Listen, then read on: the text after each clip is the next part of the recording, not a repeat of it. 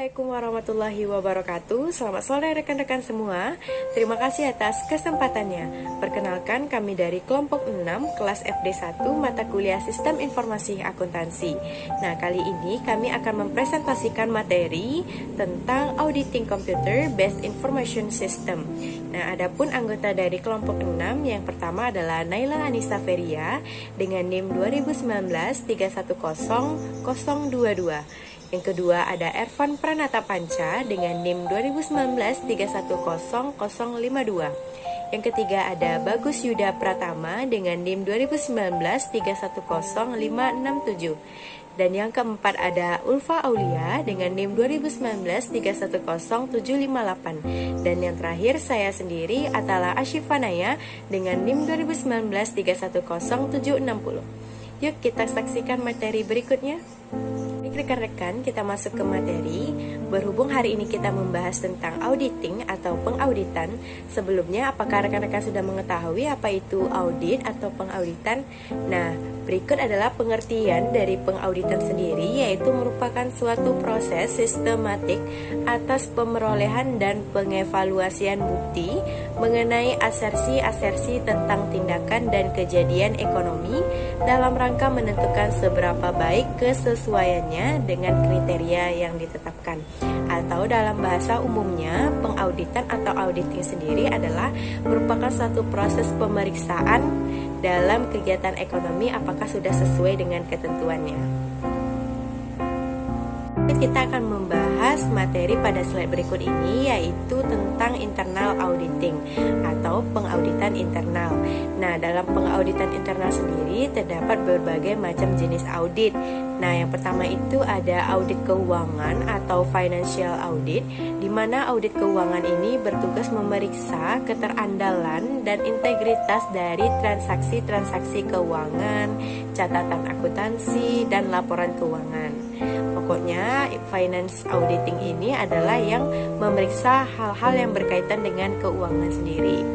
Berikutnya itu ada audit pengendalian internal atau internal control audit, di mana ini merupakan suatu sistem informasi yang berfungsi untuk memeriksa pengendalian dari sebuah sistem informasi akuntansi untuk menilai kepatuhannya dengan kebijakan dan prosedur pengendalian internal serta efektivitas dalam pengamanan aset. Berikutnya itu ada audit operasional atau operational audit, di mana ini merupakan kegiatan audit yang berfungsi untuk memeriksa sesuatu yang berkaitan dengan penggunaan secara ekonomis dan efisien atas sumber daya dan pencapaian tujuan serta sasaran yang ditetapkan. Berikutnya itu ada audit kepatuhan atau compliance audit, di mana ini merupakan audit yang bertugas untuk memeriksa serta menentukan apakah entitas tersebut mematuhi hukum, peraturan, kebijakan, dan prosedur yang berlaku. Nah, berikutnya yang terakhir itu ada audit investigatif atau investigative audit, di mana ini berfungsi untuk menguji kejadian-kejadian dari penipuan atau fraud yang mungkin terjadi dalam penggunaan aset yang tidak tepat, pemborosan, dan penyalahgunaan, serta aktivitas-aktivitas tata kelola yang buruk. Nah, itu akan terperiksa dan diperiksa oleh audit investigatif. Baik, untuk materi berikutnya akan dijelaskan oleh rekan saya. Nah, selanjutnya pada slide ini saya akan menjelaskan tentang proses audit. Audit dapat dibagi ke dalam 4 tahap, yaitu yang pertama ada perencanaan. Kegunaannya adalah menentukan mengapa, bagaimana, kapan, dan oleh siapa audit akan dilakukan. Langkah pertama dalam perencanaan audit adalah menetapkan ruang lingkup dan sasaran audit itu sendiri. Sebuah tim audit diperlukan pengalaman dan keahlian yang akan berunding dengan personil pengawasan dan operasi, meninjau sistem dokumentasi, dan meninjau temuan audit sebelumnya. Ada 3 jenis risiko ketika melakukan audit, yaitu yang pertama ada inherent risk, yang kedua ada pengendalian risiko. Jenis risiko terjadi karena kontrol internal yang buruk. Yang ketiga ada risiko deteksi. Audit mungkin tidak dapat mendeteksi kekurangan materi atau kesalahan dalam sistem. Yang kedua ada pengumpulan bukti, meliputi kegiatan pengamatan, peninjauan ulang dokumentasi, diskusi, pengujian fisik, konfirmasi, performance, penjaminan, dan tinjauan ulang analitis. Yang ketiga ada pengevaluasian bukti. Yang keempat pengomunikasian hasil audit. Auditor menyiapkan laporan rekomendasi dan penemuan audit dengan acuan untuk mendukung bukti di kertas kerja. Dan selanjutnya pada slide ini saya akan menjelaskan tentang sistem informasi audit, yaitu ada beberapa sistem informasi audit, yaitu ada 5. Ada pertama ada overall security, ada program development dan acquisition, 3 ada program codification, keempat ada computer processing, kelima source files, dan keenam data file. Assalamualaikum warahmatullahi wabarakatuh. Perkenalkan, nama saya Irfan Pranita Panca.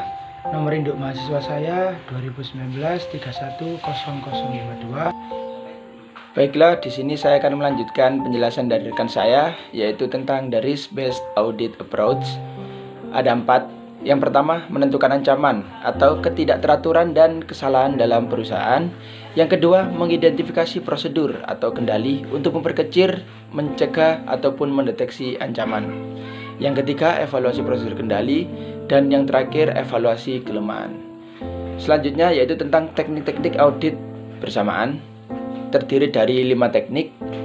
Teknik yang pertama yaitu ITV atau Integrated Test Facility, yang menyisipkan catatan-catatan fiktif, mempresentasikan divisi, departemen, pelanggan, dan pemasok fiktif dalam file induk perusahaan.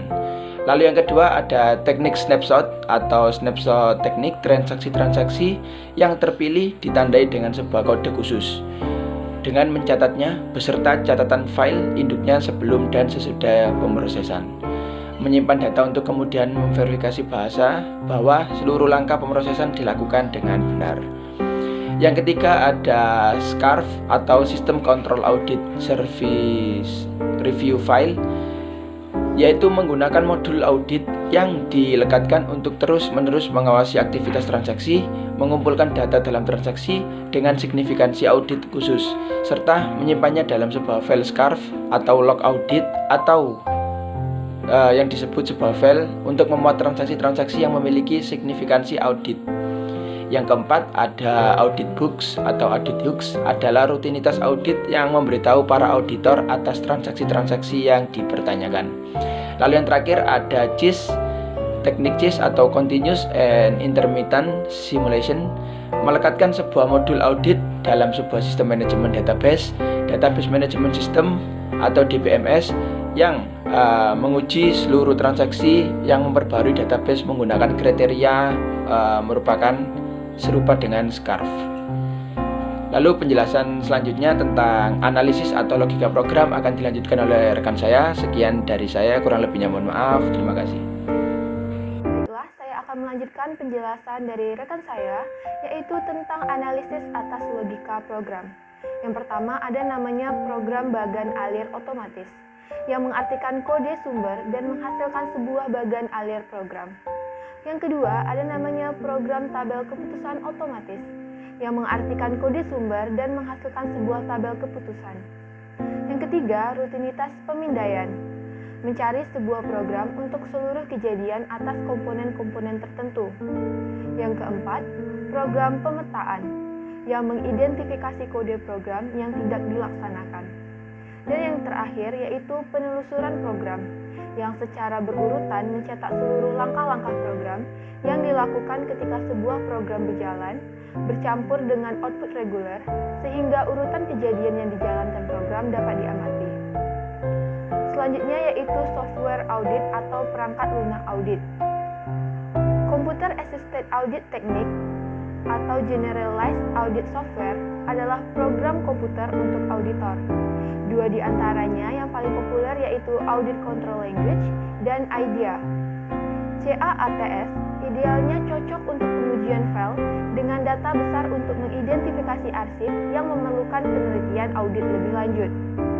Kegunaan dari CAATS ini untuk auditor adalah untuk memutuskan sasaran hasil audit, mempelajari database dan file yang akan diaudit, mendesain laporan audit, dan menentukan bagaimana cara menghasilkan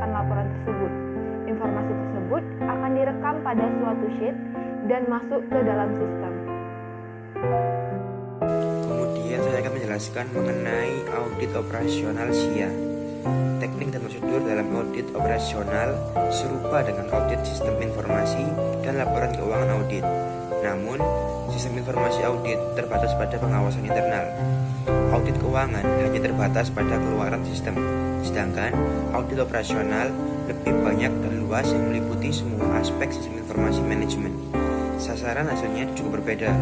Dalam audit operasional ini meliputi seperti pengevaluasian, faktor efektivitas, efisien, dan pencapaian sasaran itu sendiri. Kemudian langkah pertama dalam suatu audit operasional adalah perencanaan pemeriksaan yang meliputi pengaturan sasaran dan lingkup audit.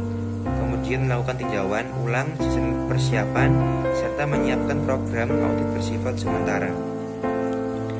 Langkah selanjutnya yaitu pengumpulan bukti, termasuk aktivitas sebagai berikut. Yang pertama, memeriksa kebijakan dan dokumentasi pengoperasian. Yang kedua, mengonfirmasi prosedur dengan manajemen dan personel pengoperasian. Yang ketiga, mengobservasi fungsi-fungsi dan aktivitas pengoperasian. Yang keempat, memeriksa rencana serta laporan finansial dan pengoperasian. Yang kelima, menguji ketepatan atas informasi pengoperasian. Dan yang terakhir, menguji pengendalian. Langkah terakhir yaitu evaluasi bukti. Auditor mengukur sistem praktik yang ideal. Di sini auditor itu harus berhati-hati dalam mempertimbangkan sebuah keputusan. Nah, setelah itu auditor perlu secara menyeluruh untuk menyimpulkan dan mengomunikasikan dokumen tersebut ke pihak manajemen. Sekian presentasi dari kelompok kami. Mohon maaf apabila ada kesalahan. Wassalamualaikum warahmatullahi wabarakatuh.